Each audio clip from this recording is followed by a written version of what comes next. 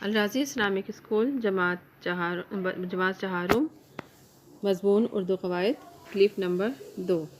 بسم اللہ الرحمن الرحیم۔ السلام علیکم ورحمۃ اللہ وبرکاتہ۔ ہم آپ کو الراضی اسلامک اسکول کی آن لائن ٹیچنگ سسٹم میں خوش آمدید کہتے ہیں۔ جماعت چہارم مضمون اردو قواعد۔ اردو قواعد میں آج ہم تذکیر و تانیث پڑھیں گے۔ ہم جانتے ہیں کہ وہ لفظ جو نر یعنی تذکیر کے لیے بولا جائے اسے مذکر کہتے ہیں، اور وہ لفظ جو مادہ یعنی تانیث کے لیے بولا جائے اسے مؤنث کہتے ہیں۔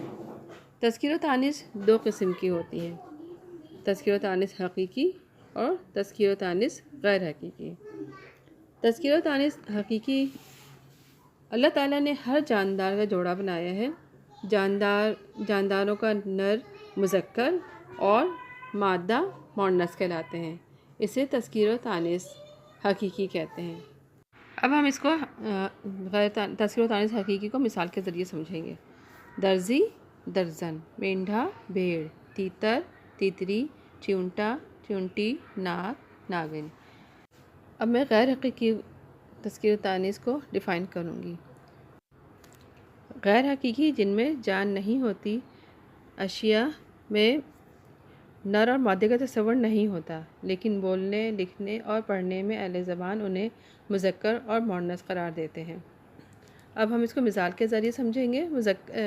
تذکیر و تانیث کو مذکر الفاظ گھر، چاند، پانی، دن، درخت، یہ مذکر الفاظ ہیں۔ مؤنث الفاظ غیر حقیقی، زمین، کتاب، دنیا، سردی، بارش۔ اب ہم غیر حقیقی تذکیر و تانیث جملے کے ذریعے سمجھیں گے۔ آسمان کا رنگ نیلا ہے۔ اب اس میں واضح طور پر اس جملے سے پتہ چل رہا ہے کہ یہ مذکر الفاظ ہے، کیونکہ اس میں کا استعمال ہے۔ یہ اردو کی کتاب ہے۔ اب یہ دیکھیں کہ اس میں واضح طور پر پتہ چل رہا ہے کہ یہ مؤنث ہے، کی کا استعمال ہے۔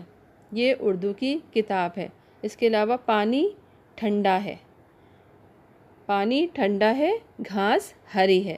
اب پانی ٹھنڈا ہے، واضح جملہ ہے کہ یہ مذکر ہے۔ گھاس ہری ہے تو یہ واضح جملہ ہے، ہری ہے تو یہ مؤنث ہے۔ امید ہے آپ کو آج کا سبق سمجھ میں آیا ہوگا۔ ہینڈ آؤٹ آپ کے پاس موجود ہے، کام مکمل کیجیے، وقت پر کام چیک کرنے کے لیے بھیجیے۔ اپنا بہت سا خیال رکھیے گا۔ اللہ حافظ۔